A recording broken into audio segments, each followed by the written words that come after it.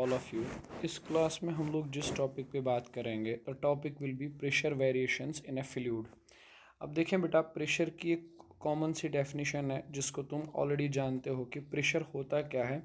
It is basically force which is acting per unit area. किसी particular area पे जो भी फोर्स एक्ट हो रहा है उस फोर्स को हम लोग प्रेशर के नाम से जानते हैं। से फॉर एग्जांपल अपने पास ये एरिया ए है और इस पर फोर्स लग रहा है एफ़, तो इधर हम लोग प्रेशर को डिफ़ाइन करेंगे ऐसे, वट एवर जो भी फोर्स लग रहा है पर यूनिट एरिया, ठीक। लेकिन एक चीज़ का ख्याल रखें प्रेशर को डिफ़ाइन करते हुए कि मान लीजिए ये सरफेस है और इधर प्रेशर फोर्स लग रहा है इस तरह से। अब ये जो फोर्स इधर लग रहा था दैट वाज वर्टिकल, या आप ये कह सकते हो कि ये बिल्कुल परपेंडिकुलर टू द सरफेस था। बट यहाँ जो प्रेशर एक्ट फोर्स हो रहा है act that is not vertical, ठीक। मान लो कि इधर कोई एंगल बना रहा है वो थीटा, ठीक है ना। तो ये वाला एंगल भी क्या रहेगा, थीटा। आप इसको स्प्लिट कर सकते हो ऐसे एफ कॉस थीटा, एंड इस तरह से इसको ले सकते हो बेटा एफ साइन थीटा, ठीक। तो जो कंपोनेंट इस सरफेस के ऊपर परपेंडिकुलर डायरेक्शन में एक्ट हो रहा है यानी ये F sine theta, only this component will generate pressure, ठीक है। तो आप प्रेशर को ऐसे लिख सकते हो इन दिस केस सिंपल में P sine theta upon area, यानी जो फोर्स का कंपोनेंट एरिया के परपेंडिकुलर है वो कंपोनेंट आपने ले लिया, ठीक। यानी मैं ऐसे लिख सकता हूँ एफ परपेंडिकुलर अपॉन ए, ठीक है ना। एनीवेज प्रेशर के बारे में आप ऑलरेडी जानते हैं कि प्रेशर होता क्या है। अब थोड़ी सी डेफिनेशन आपको समझ आ गई है ना बेटा। हमारा जो मेन टॉपिक है that is pressure variations in A fluid. किसी फ्लूइड के अंदर प्रेशर वेरी कैसे करता है, ठीक है। चलिए बेटा, पहला केस हम कंसिडर करते हैं, हम वो फ्लूइड्स लेते हैं which are non accelerated fluids, यानी उन फ्लूइड्स के बारे में बात करेंगे जिनमें एक्सेलरेशन नहीं है, या आप बोल सकते हो दोज फ्लूइड्स आर स्टैटिक और at rest with respect to vessel, है ना। जिस वेसल के में इन फ्लूइड्स को रखा गया है with respect to that vessel the fluids are at rest, ठीक है। तो अगर हम इन फ्लूइड्स के अंदर प्रेशर को कैलकुलेट करने की कोशिश करते हैं तो कैसे प्रेशर कैलकुलेट हो पाता है। चलिए बेटा, सबसे पहले बात करते हैं विद डेप्थ। हम देखते हैं कि प्रेशर कैसे चेंज होता है विद डेप्थ, यानी डेप्थ के साथ प्रेशर की क्या वेरिएशन आती है। चलो ऐसे कंसिडर करो कि आपके पास एक बड़ा सा कंटेनर है एंड इसमें बहुत सारा फ्लूइड हमने भरा हुआ है ऐसे करके। तो मान लीजिए कि इसकी जो अपर सरफेस है that is exposed to atmosphere. तो अगर ये सरफेस एक्सपोज टू एटमॉस्फेयर है इस पे लगेगा एटमॉस्फेरिक प्रेशर पी नॉट, ये तो हम जानते हैं already, atmospheric pressure P not, ठीक है। अब एक पॉइंट चूज़ कर लेते हैं इधर पॉइंट ए। मान लो कि आपको इसी पॉइंट ए पे प्रेशर कैलकुलेट करना है। एक काम करते हैं, एक छोटा सा लिक्विड कॉलम चूज़ कर लेते हैं, this is a liquid column, इसको चूज़ कर लेते हैं और देखते हैं कि इस पॉइंट पी पर प्रेशर क्या जनरेट होगा because of this liquid column. इस लिक्विड कॉलम की हाइट मान लें बेटा आप एच है। तो अगर आप सिंपल सा कॉन्सेप्ट लगाएंगे, थोड़ा सा माइंड यूज़ करेंगे तो आपको पता चलेगा कि पॉइंट ए पर जो प्रेशर है that is equal to surface पर कितना प्रेशर है पी नॉट, प्लस इस पॉइंट ए पर प्रेशर इस फ्लूइड कॉलम के वेट की वजह से भी होगा। यानी पॉइंट ए पर प्रेशर दो रीजंस की वजह से होगा, एक तो प्रेशर होगा इस पॉइंट ए पर because of this P not atmosphere का प्रेशर, और इस पॉइंट पी पर जो प्रेशर होगा that will B because of this weight of this liquid column. यानी आप बोल सकते हो कि एक एक्स्ट्रा प्रेशर लगेगा एम जी, ठीक है ना। या इस तरह से आप इसको समझो, देखो एक समझने का एक सिंपल सा तरीका और है कि आप इस लिक्विड कॉलम का ना फ्री बॉडी डायग्राम बना लो, एफ बी डी बना लो इस लिक्विड कॉलम का। अब मुझे बताइए बेटा इस लिक्विड कॉलम पर कौन कौन सा फोर्स लग रहा है। देखो ये प्रेशर एरिया ए ले लेते हैं, इस पॉइंट पर प्रेशर लग रहा है पी नॉट, है ना। और इधर से नीचे इस पॉइंट पर मान लेते हैं कि प्रेशर पी ए है, ठीक है ना, और इधर एरिया है ए, एरिया सेम मान लिया। और इस लिक्विड कॉलम का जो वेट है दैट विल बी डाउनवर्ड्स यानी एम इंटू जी। अब मैंने आपसे बात शुरू में ही की कि बेटा फ्लूइड जो है वो स्टैटिक है, रुका हुआ है। तो रुका हुआ जो फ्लूइड होता है उसमें नेट फोर्स कितना जमेगा, that will be zero obviously. तो ज़रा बैलेंस कर लें, नीचे की तरफ जो फोर्स लग रहा है that is P not a pressure into area that is force नीचे की तरफ, और डाउनवर्ड डायरेक्शन में एम जी भी है दैट इज़ इक्वल टू जो इस पॉइंट पे अपवर्ड डायरेक्शन में प्रेशर है that is A into P A, है ना। तो A P not plus M, M is the mass of fluid column, तो you can write it simply density multiply to volume, है ना, that is equal to A into P A, right. तो हम इसको लिख सकते हैं A P not plus rho, बेटा वॉल्यूम को नहीं लिख सकते आप area into height, common sense है, into g that is equal to A into P A. तो इधर से आप ए को कट कर लीजिए, तो pressure at point A will be P not plus H rho G, ठीक है ना। अब इस बात को समझने की ज़रूरत है कि क्या है ये बेसिकली। मैंने आपसे कहा कि पॉइंट ए पर जो प्रेशर है वो basically P nought atmospheric pressure है, वो तो ये वाला है, और एडिशनल प्रेशर उधर जनरेट हो रहा है because of this weight of the liquid column. ये जो लिक्विड कॉलम इसके ऊपर है, इसके वेट की वजह से ये प्रेशर जनरेट हो रहा है, ठीक है ना। तो अगर मैं ऐसे लिख रहा हूँ P A minus P naught that is equal to h rho g, ठीक, यानी मैंने इस पॉइंट पे जो भी प्रेशर था उसमें से एटमॉस्फेरिक प्रेशर को एक्सक्लूड कर लिया, माइनस कर लिया। तो बेटा इस प्रेशर को अब हम कहते हैं गेज प्रेशर, है ना। तो आप सिंपल सी बात समझेंगे कि जैसे जैसे आप लिक्विड की डेप्थ में जाते जाएंगे, जैसे जैसे आप लिक्विड के अंदर जाएंगे, with depth the pressure will continuously increase, है ना। तो डेप्थ के साथ प्रेशर ना इंक्रीज कर लेता है, इस प्रेशर इंक्रीज हो जाता है, ठीक। एक सिंपल सा लॉजिकल बात समझो आप, अगर मान लो आपके पास there is a lake, a beautiful lake is there, है ना, और इस लेक पे आपने 3 पॉइंट्स को कंसिडर कर लिया है। एक पॉइंट सरफेस पर है पॉइंट ए, एक पॉइंट बेटा इधर है पॉइंट बी, और एक पॉइंट बिल्कुल इसके डेप्थ पर है यानी फ्लोर पे है पॉइंट सी, है ना। तो सबसे कम प्रेशर पॉइंट ए पे होगा क्योंकि यहाँ तो सिर्फ एटमॉस्फेरिक प्रेशर होगा और कुछ भी नहीं। पॉइंट बी पर जो प्रेशर जनरेट होगा ना that will B atmospheric pressure P not, plus ये जो इसके ऊपर लिक्विड जमा हुआ है, इस पॉइंट ए के ऊपर जो लिक्विड है उस लिक्विड का वेट, उसकी वजह से जो प्रेशर होगा वो भी होगा। तो आप उसको लिख सकते हो h rho g given that this h height is h, है ना। अब इस पॉइंट सी को देख लो, पॉइंट सी के बारे में क्या ख्याल है। एक तो एटमॉस्फेरिक प्रेशर लग रहा होगा पी नॉट, और ऊपर से ये जो पूरी एच डैश का लिक्विड है, यानी पूरा जो ये लिक्विड है ऊपर बिल्कुल ऊपर की तरफ जो लिक्विड है, ये लिक्विड का वेट नीचे की तरफ होगा जिसकी वजह से यहाँ बहुत ज़्यादा प्रेशर जनरेट होगा। पॉइंट सी पर pressure will be simply P not plus H dash rho जी।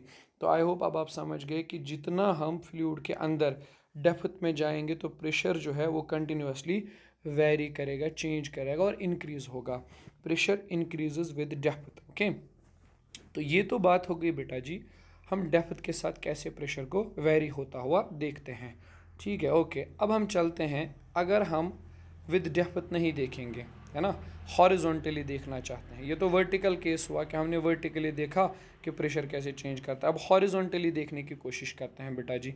जैसे कंसिडर करें तुम्हारे पास एक बड़ा सा कंटेनर है, एंड इस कंटेनर के अंदर बहुत सारा फ्लूइड जमा हुआ है, ऐसा जैसे फ्लूइड है इसके अंदर, ठीक। अब एक काम करते हैं, इधर एक पॉइंट ले लेते हैं पॉइंट ए, इधर एक ले लेते हैं पॉइंट बी, दीज 2 points are on the same level, और हम देखना चाहते हैं कि ए और बी पॉइंट में से प्रेशर किधर ज़्यादा है। एक काम करते हैं, जैसे अभी किया था, एक लिक्विड कॉलम चूज़ कर लेते हैं। अच्छा, तो मान लेते हैं कि इस पॉइंट ए पे प्रेशर इज़ P1, है ना, और बी पॉइंट पर प्रेशर P2 है, ठीक। तो फोर्स किधर लगेगा, इस प्रेशर P1 की वजह से इस तरफ लगेगा फोर्स, है ना, F1 मान लेते हैं, और उस प्रेशर की वजह से इस तरफ लगेगा फोर्स F2 मान लेते हैं बेटा।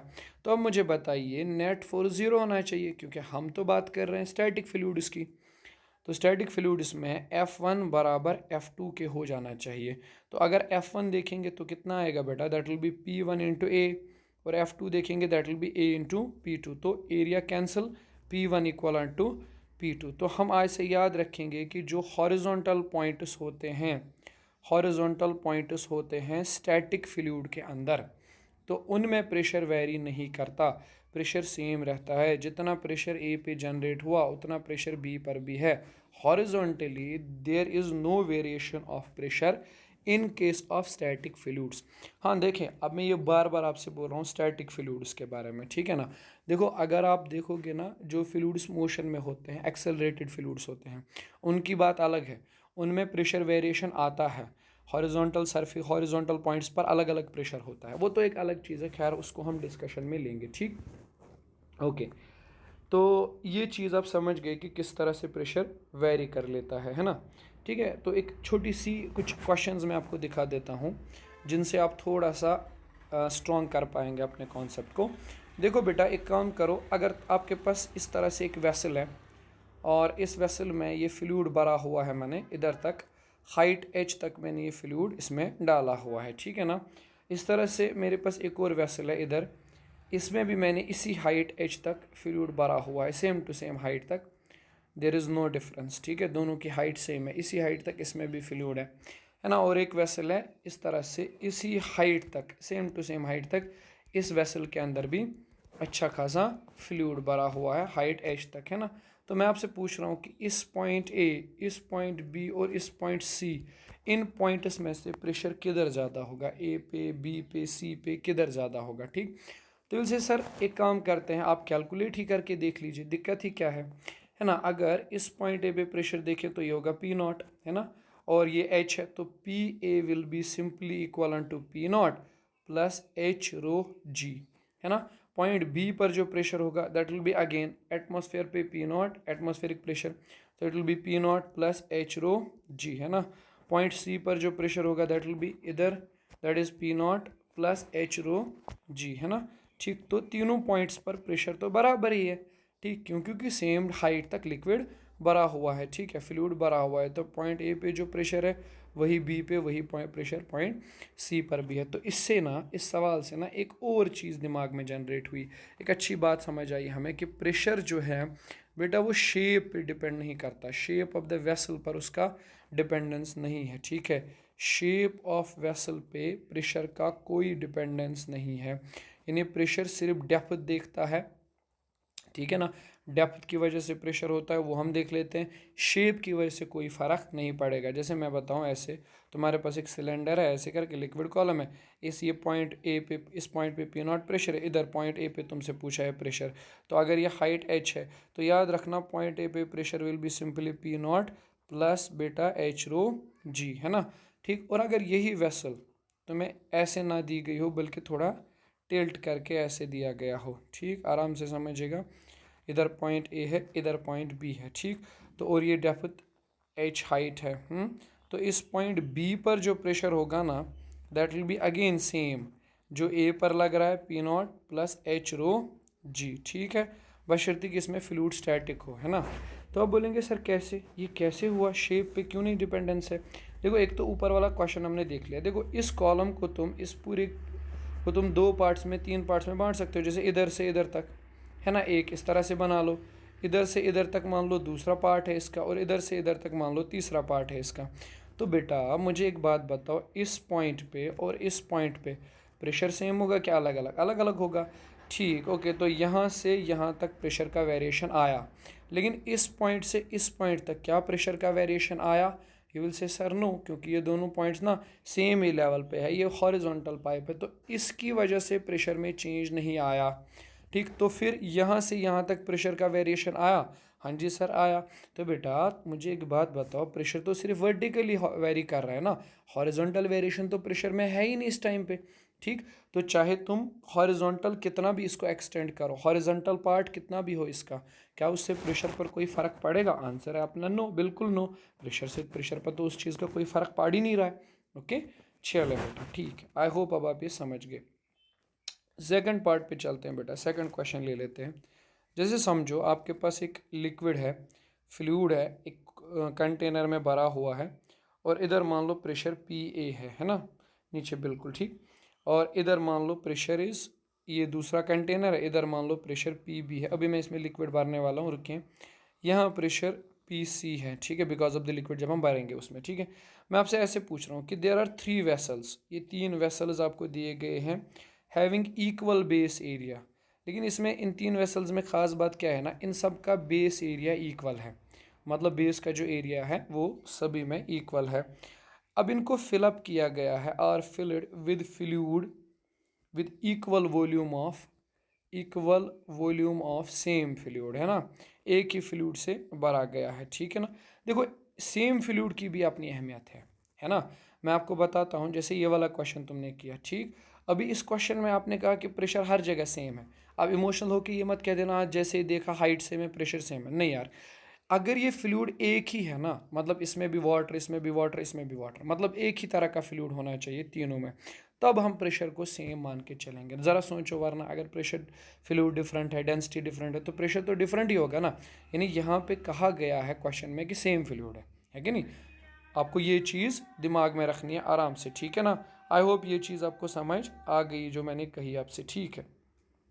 चलें बेटा, अब इस सवाल को देख लेते हैं। इसमें क्या कह रहा है क्वेश्चन, इसमें कह रहा है कि तीन वेसल्स हैं, तीनों का एरिया सेम है, बेस एरिया सेम है, और इनको इक्वल वॉल्यूम से फिलअप किया गया है, इक्वल वॉल्यूम ऑफ फ्लूइड्स।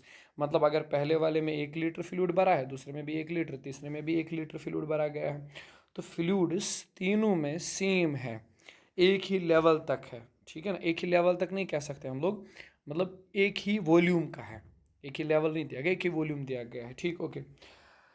तो बताइए किस पॉइंट पे प्रेशर ज़्यादा होगा। एक बहुत कॉमन सेंस वाली बात आप सोचेंगे, बहुत कॉमन सेंस वाली बात। अगर पहले फ्लूइड की बात, पहले वेसल की बात करें, मान लो हम लोग ना 2-2 लीटर सब में भरने वाले हैं, तो 2 लीटर मान लो हमने फिलअप किया और ये इधर तक पहुंचा, इधर तक ये फ्लूइड आ गया, 2 लीटर वॉल्यूम है ना। अब इसमें देखो, इसमें जब तुम भरोगे ना, क्या लगता है आपको, ठीक है, ये इसमें जो साइड्स है ना दूसरी वाली वेसल में, वो खुल रहे हैं अपोजिट साइड से, है ना, ओपन अप हो रहे हैं। तो यही 2 लीटर का वॉल्यूम जब आप इसमें भरोगे ना, तो it will have less height here, ये कम हाइट में आ जाएगा, ठीक है, क्योंकि तुम देख रहे हो बेस एरिया तो सेम है, लेकिन जैसे ऊपर की तरफ जाना शुरू करते हैं वेसल में, तो ये खुल जाती है ये वेसल, ठीक। वो एज इस वाली वेसल में देखो, अगर बेस एरिया सेम मान लिया जाए, तो यही फ्लूइड ऊपर की तरफ क्लोज हो जाती है ये वेसल, तो यही फ्लूइड ज़्यादा हाइट तक आ जाएगा, है ना। तो सी में फ्लूइड की हाइट सबसे ज़्यादा होगी, देन ए में, देन बी में तो कम हाइट तक पहुंच जाएगा फ्लूइड। तो therefore pressure in the C is greater than pressure in the A is greater than pressure in the B, ठीक है ना, okay. So these things are too simple, बस थोड़ा सा आपको एडजस्टमेंट करना है, थोड़ा सा आपको दिमाग लगाना है, ठीक है। चलो मैं आपको एक और क्वेश्चन देता हूँ बेटा, थोड़ा सा आप और सोचेंगे इस पर। मान लीजिए कि मेरे पास तीन वेसल्स हैं ऐसी ही वाली, इक्वल मास मैंने फिलअप किया है, equal mass of same fluid, एक ही फ्लूइड का इक्वल मास दिया है, are poured in three vessels, तीन वेसल्स के अंदर मैंने एक ही तरह का फ्लूइड भरा हुआ है, ठीक। अगर हम ऐसे मान लें कि density of A is greater than density of B is greater than density of C, okay, मैं समझाता हूँ आपको क्वेश्चन। अपने पास तीन वेसल्स हैं ऐसे करके, है ना, इस तरह की वेसल्स सेम शेप की, है कि नहीं, और इनमें हमने equal mass of fluid put up किया है। यानी अगर पहले में हमने 2 kg फिलअप किया, दूसरे में भी और तीसरे में भी, ठीक है ना। वेल एज ये दिया गया है कि ए के अंदर जो फ्लूइड भरा गया है, सेम फ्लूइड नहीं है, ए के अंदर जो फ्लूइड भरा गया है it has more density, B में जो फ्लूइड है it has little bit less density than A, और सी में जो है उसकी डेंसिटी बहुत कम है। तो आपसे पूछा है कि चलो भाई पी ए, पी बी और पी सी तीनों पॉइंट्स में प्रेशर किधर ज़्यादा होगा, ठीक। अब थोड़ा सोचो, यहाँ जब आप डेंसिटी की तरफ देखते हो ना, तो आपको तुरंत आइडिया आ जाता है कि हाँ density of A is great more, so there will pressure will be more, but ऐसा नहीं है। थोड़ा सा आप देखें, आपको इक्वल मास के बारे में कहा गया है, ठीक है ना। चलो बेटा इक्वेशन लिखते हैं, P A pressure at point A is equal to, simple सी बात है, हमने अभी पढ़ा pressure at any point any depth H is equal to P not plus H rho G, है कि नहीं। यहाँ डेंसिटी के बारे में बात है, बट अपने को ये मास वाला फैक्टर भी कंसिडर करना है ना। तो P will be equal to P not plus h, अब ज़रा दिमाग लगाते हैं, रोह इसी तरह से ले लेते हैं, है ना, एंड जी, एक काम करते हैं, इसको एरिया से मल्टीप्लाई करते हैं, एरिया से डिवाइड करते हैं, ठीक, कोई फ़र्क नहीं आएगा ना। पी नॉट प्लस, एक काम करो बेटा, ये H into area that's volume, H A volume multiply to rho that's density M G upon A, ठीक है, ओके। यह आ गया अपना pressure in terms of mass. तो अब देखो यहाँ पे दिमाग लगाओ, मास तो तीनों का सेम है, वो तो क्लियर कट सी कहानी है। अगर तीनों वेसल्स का बेस एरिया सेम हुआ, है ना, बेस एरिया सेम हुआ, मास भी सेम है, बेस एरिया भी मान लो सेम ही होगा, अगर हम मान लेंगे ऐसा क्वेश्चन में अगर दिया होगा, ठीक। तो इस केस में क्या कहोगे, सर मास और एरिया तो सेम ही है, बाकी सब तो इसमें कांस्टेंट है, तो आप कह देंगे sir pressure at A will be equal to pressure at B will be equal to pressure at C, ठीक है ना। तो ऐसे क्वेश्चंस में डोंट जज क्विकली, राइट। चलो क्वेश्चन नंबर 4 मैं बता देता हूँ, ये बेटा बड़ा ही इंटरेस्टिंग सवाल है ये। कि आपके पास एक इस तरह से एक बड़ा सा वेसल है और इस वेसल में हमने चूज़ किए हैं there are 3 points. Okay, so there are 3 points in the vessel. मान लो बेटा ये एक पॉइंट है ए, इधर सेंटर पर एक पॉइंट है बी, इधर एक सेंटर पर है पॉइंट सी, ठीक है ना। और इसमें अप टू द ब्रिम पूरा ऊपर तक एक फ्लूइड भरा गया है इस पूरे वेसल में, है ना। अब क्वेश्चन वही है जो मैं अभी तक पूछता आ रहा हूँ आपसे उन 2-3 क्वेश्चंस में कि किस पॉइंट पे ए बी या सी इनमें से किस पॉइंट पर प्रेशर सबसे ज़्यादा होगा, ठीक है ना। मान लो इधर का एच एक्स है हाइट, इधर भी इसमें भी मान लो यही एक्स है हाइट, और इधर मान लो हाइट है एच, है ना। तो अब बताओ मुझे किस पॉइंट पे प्रेशर ज़्यादा हो जाएगा, ठीक है, ए पे, बी पे या सी पे, ठीक। ओके, थोड़ा सा सोचो। एंड आपको अगर याद होगा हॉरिजॉन्टल वेरिएशन ऑफ प्रेशर, तो मैंने कहा था अगर फ्लूइड रेस्ट पर है, स्टैटिक है, तो हॉरिजॉन्टली प्रेशर वेरी नहीं करता। पॉइंट ए पर जो प्रेशर है वही प्रेशर पॉइंट बी पर होगा और same to same pressure point C पर होगा। इसका रीज़न है कि नो हॉरिजॉन्टल वेरिएशन, प्रेशर का हॉरिजॉन्टल वेरिएशन नहीं होता, ठीक, स्टैटिक फ्लूइड्स में। बट आप कहेंगे सर ठीक है, आपकी बात बिल्कुल सही है कि हॉरिजॉन्टली प्रेशर वेरी नहीं करता, बट सर यहाँ एक थोड़ा सा और एक उलझन है। हाँ जी भाई, क्या उलझन है सर? आप पॉइंट बी पर तो देखो, इस पॉइंट बी के ऊपर जो ये लिक्विड कॉलम है ना, इसकी हाइट भी ज़्यादा है, सो इसका वेट भी ज़्यादा होगा देन जो लिक्विड कॉलम पॉइंट ए पर बनेगा, ठीक। तो अगर सर पॉइंट ए के ऊपर जो लिक्विड कॉलम है वो छोटा है, उसका वेट कम है, पॉइंट बी के ऊपर जो लिक्विड कॉलम है उसका वेट ज़्यादा है, तो सर बी पर प्रेशर ज़्यादा होना चाहिए ना ए से, ठीक। ऐसा क्यों नहीं है ना। आप बोलेंगे सर ठीक है, प्रेशर वेरिएशन आपने कहा हॉरिजॉन्टली होता है, दैट इज़ गुड, वो मान लिया। लेकिन सर दिल नहीं कर रहा है मानने का। वो ये कहता है कि अगर इन 3 पॉइंट्स में से देखा जाए बी पर तो हाइट ज़्यादा है, तो प्रेशर तो ज़्यादा होना चाहिए, ठीक। लेकिन ए पर हाइट कम है, प्रेशर कम होना चाहिए, ठीक। ओके, तो सर वो क्यों नहीं हो रहा है, ऐसा क्यों नहीं हो रहा है? जबकि लॉजिक तो आपने यही समझाया था। हाँ जी बेटा, मैंने लॉजिक बिल्कुल यही समझाया था और उस लॉजिक में गड़बड़ भी नहीं है कोई। तो बोलेंगे सर क्यों, ऐसा क्यों नहीं हो रहा है? तो ये बी पर जो प्रेशर है वो ज़्यादा होगा, ए पर जो प्रेशर है वो कम होगा, बट आपने कहा बराबर है। देखो बेटा, आप एक चीज़ ना दिमाग से निकाल रहे हो, एक चीज़ आप भूल गए हैं, ठीक है, एक चीज़ को आप भूल चुके हो। वो पता है क्या आपका? देखो, ये वाटर या ये जो फ्लूइड है इस सरफेस के साथ कांटेक्ट में है और सरफेस इसे नॉर्मल फोर्स देगा, यहाँ पर भी सरफेस इसे नॉर्मल देगा, लेकिन जो सेंटर पर लिक्विड है उस पर कोई नॉर्मल नहीं लगेगा, है ना। तो अब तुम्हारे दिमाग में बात आई कि ओके सर, जो पॉइंट बी पर एक्स्ट्रा प्रेशर जनरेट हो रहा था बिकॉज ऑफ द वेट, वो बराबर होगा पॉइंट ए पर। क्यों? क्योंकि पॉइंट ए पर नॉर्मल भी नीचे की तरफ, नॉर्मल का एक कंपोनेंट नीचे की तरफ होगा और वो इस प्रेशर को बराबर बना देगा जो पॉइंट बी पर है ना। मतलब पॉइंट बी पर जो वेट की वजह से एक्स्ट्रा प्रेशर आ रहा था, ठीक, अब उस प्रेशर को कैसे बैलेंस किया जाएगा ए और सी पे?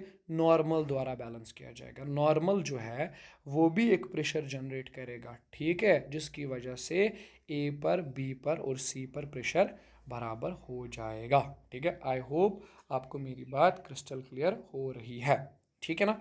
ओके, आपको थोड़ा और यकीन दिलाने के लिए ना एक काम करते हैं, let's take a small numerical जिसमें हम इस नॉर्मल को कैलकुलेट करेंगे कि वाकई ये नॉर्मल होता भी है या बस आप सर ऐसे बोल रहे हैं, दिल के लिए ऐसे बोल रहे हैं कि ठीक है, अपनी बात को सही साबित करने के लिए। नहीं, ऐसा नहीं है।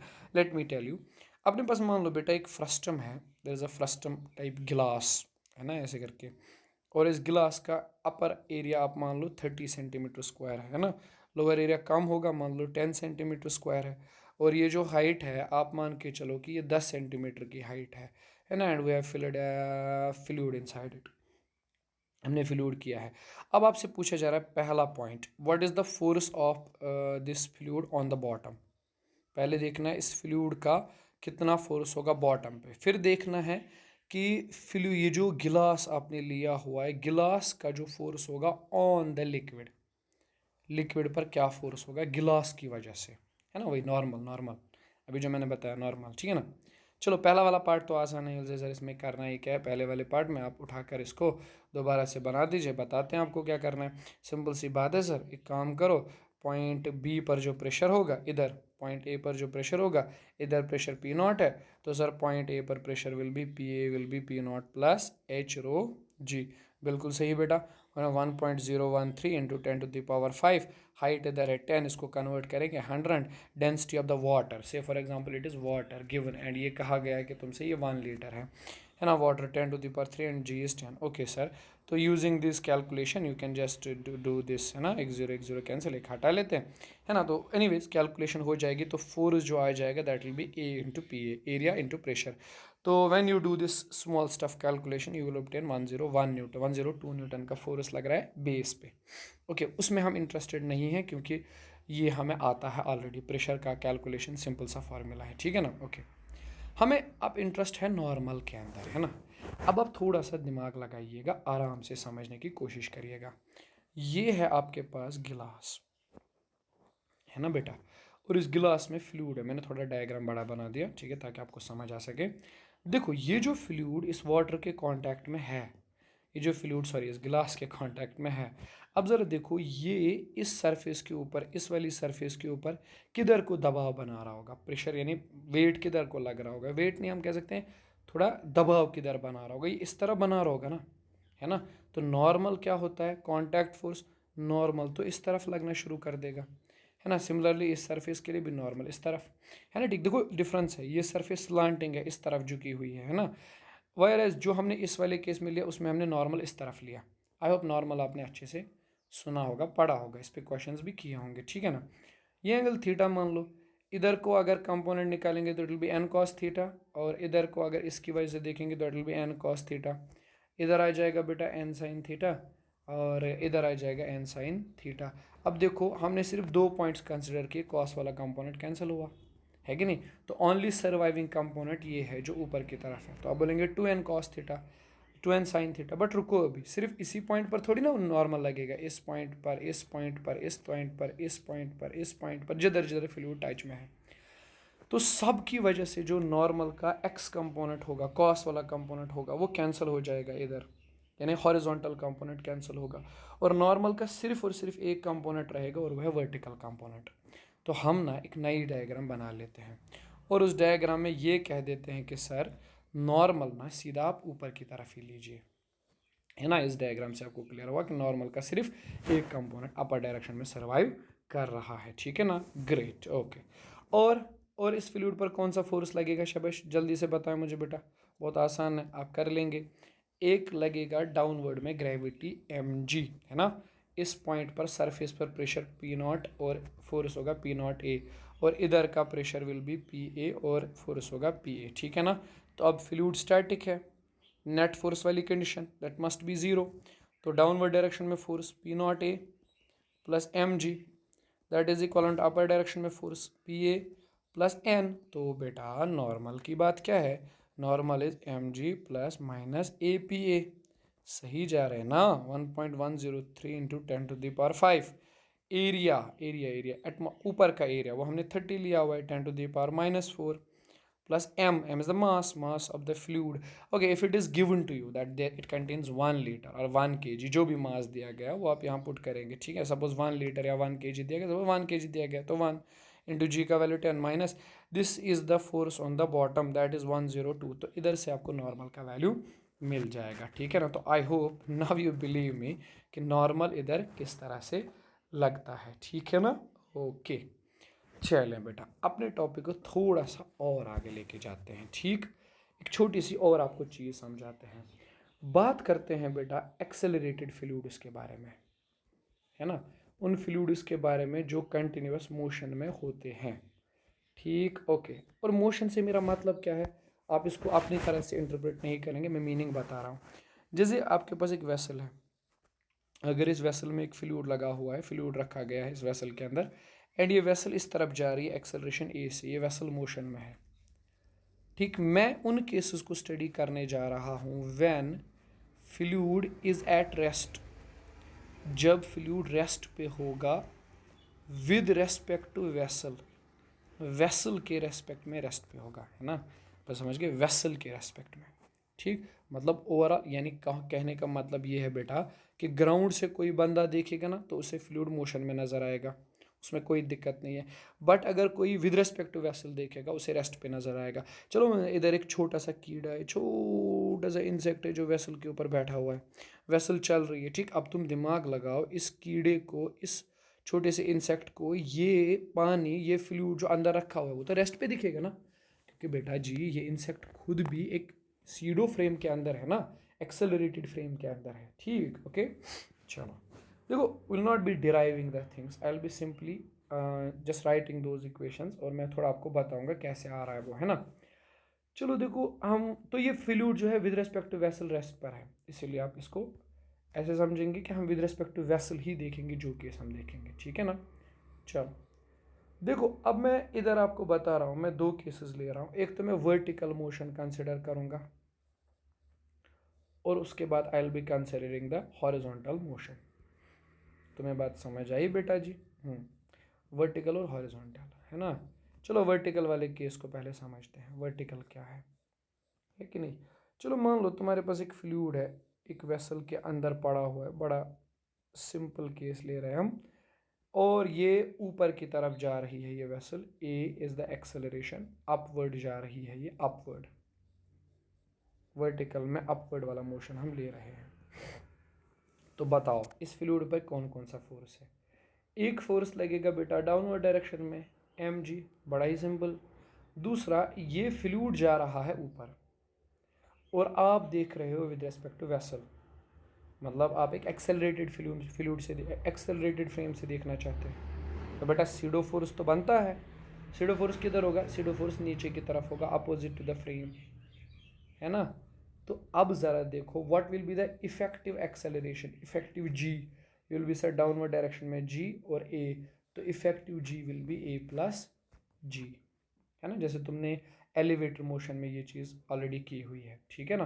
अच्छा, इधर मान लो प्रेशर पी नॉट है और ये पॉइंट ए मैं चूज़ कर रहा हूँ, हाइट एच मान लो बेटा, मुझे बताओ पॉइंट ए पे जो प्रेशर आएगा that will be P not plus H rho G, ना जी इफेक्टिव, तो पॉइंट ए पे pressure will be P not plus H rho G effective के बदले I will be writing H plus G plus A, तो बेटा ये है आपका प्रेशर, ठीक है ना।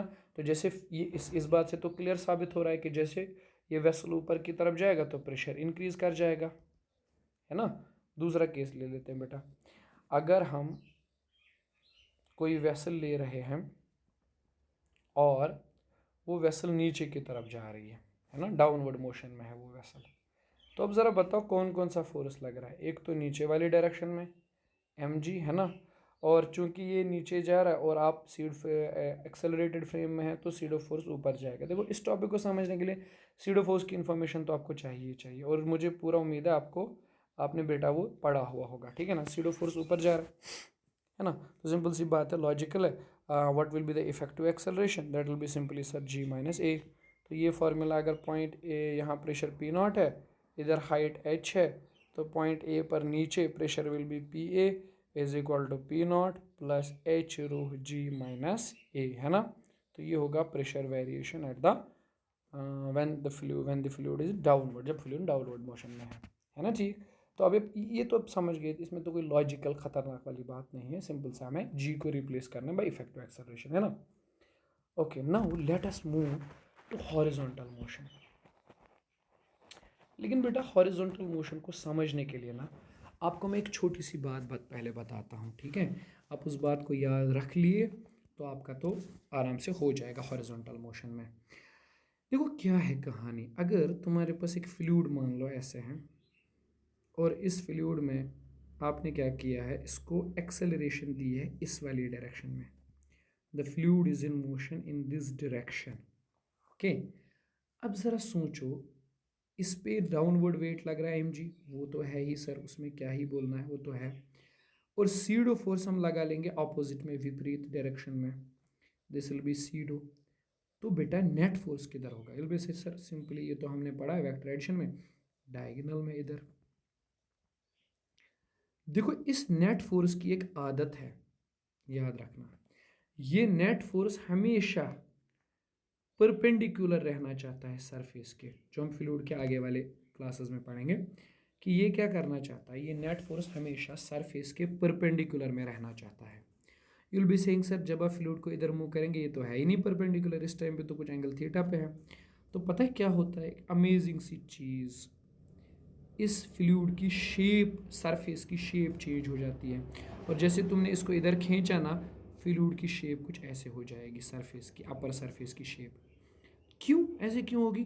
क्योंकि नेट फोर्स को देख लो, तभी ये सरफेस के परपेंडिकुलर रह पाएगा, है ना। ठीक, तो जब आप फ्लूइड को खींचेंगे किसी एक डायरेक्शन में हॉरिजॉन्टली, तो फ्री सरफेस यानी ऊपर वाली सरफेस की शेप चेंज हो जाएगी, such that the net force will be acting perpendicular to it. Right, okay, चले। अच्छा, एक और सिंपल सा इसी का अपोजिट एग्जांपल समझ लो। अगर तुम्हारे पास फ्लूइड ऐसे, वैसे आप सिंपल में आप कर सकते हो। अगर फ्लूइड ऐसे और आपने ऐसे खींचा है, मोशन इस तरफ दी है आपने, तो बेटा जी आप समझते हो कि जो डाउनवर्ड फोर्स है एम जी वो ऐसे होगा, सीडो फोर्स तो विपरीत अपोजिट डायरेक्शन में एम ए सीडो, और जो नेट फोर्स लगेगा that will be in this direction. तो अब सरफेस की शेप कैसे होगी? शाबाश शाबाश, इस सरफेस की शेप अब कुछ इस तरह से जम जाएगी, ऐसे, है ना। अभी इस तरह से हुई थी, अब देखो अब इसके अपोजिट में, मतलब इस तरफ से, है ना। अभी बोलेंगे सर ऐसा क्यों? क्योंकि बेटा फोर्स को पसंद है, फोर्स को पसंद है सरफेस के परपेंडिकुलर रहना, है ना। ठीक, ओके, तो इस तरह से, तो वो समझ गए ना कैसे होता है। ठीक है, ओके। तो अब आप वेरिएशन भी नोट कर सकते हो, ठीक है। अब सोचो कैसे। देखो यही दो केसेस मैं कंसिडर कर रहा हूँ। केस नंबर 1, अब ये फ्लूइड है, इस फ्लूइड में आप देख लो, ऐसे आपने इस तरफ खींचा हुआ है ना। तो एक काम करते हैं, इधर की तरफ एम जी लग रहा है ना, इधर की तरफ सीडो लग रहा है, नेट फोर्स इधर है, एफ नेट, है ना। सरफेस की शेप चेंज हो जाएगी and it will become this way, ऐसे करके, है ना। अब मैं तुमसे पूछूं बेटा, मुझे बताओ पॉइंट ए या पॉइंट बी, दोनों में से प्रेशर किधर ज़्यादा होगा? अब बोलेंगे सर अभी तो आपने बताया, ये कौन सा लॉजिकल बात है, इधर प्रेशर होगा सिर्फ पी नॉट, इधर का प्रेशर होगा पी नॉट, और प्लस इस लिक्विड कॉलम की वजह से जो प्रेशर है वो भी, है ना। तो पॉइंट बी पर pressure will be greater than point A. सही, ये लेंथ एल है। अब कैलकुलेशन नहीं करेंगे, बट पॉइंट बी पर जो प्रेशर होता है that is P A plus rho L A. L is the length and A is the acceleration, ठीक है ना। अब तुम इस तरफ खींचो या इस तरफ खींचो, तुम बात को समझ गए, ठीक है ना। तो बेटा एक्चुअल में there are so many interesting types of question जो इस पे बन सकते हैं। जैसे आपको बोला जाता है कभी कि आपने वेसल को खींचा, तो अब मान लो 1/2 fluid, 1/2 volume of the fluid fall हो गया, नीचे गिर गया। आपने गिलास को पकड़ के खींचा तो आधा फ्लूइड निकल गया बाहर, है ना। आपसे पूछेंगे बताओ कितनी एक्सेलरेशन से हमने खींचा होगा, है कि नहीं। या कभी आपको ऐसे क्वेश्चन दे देगा कि चलो आपके पास एक वेसल है और आपने उसको खींचा, ठीक, 20 मीटर पर सेकंड स्क्वायर की एक्सेलरेशन से, तो बताओ कितना फ्लूइड बाहर निकला होगा। एनीवेज बहुत इंटरेस्टिंग टाइप के सवाल बनते हैं इस पर, बहुत इंटरेस्टिंग टाइप के, ठीक। बट हम लोगों का ना क्या है अभी, this is getting a little bit longer, ठीक, वीडियो अभी, ठीक है। तो एक काम करते हैं, will be ending it. I hope आपको ये सारी चीज़ें क्रिस्टल क्लियर हुई होंगी। तो ठीक है, टेक केयर।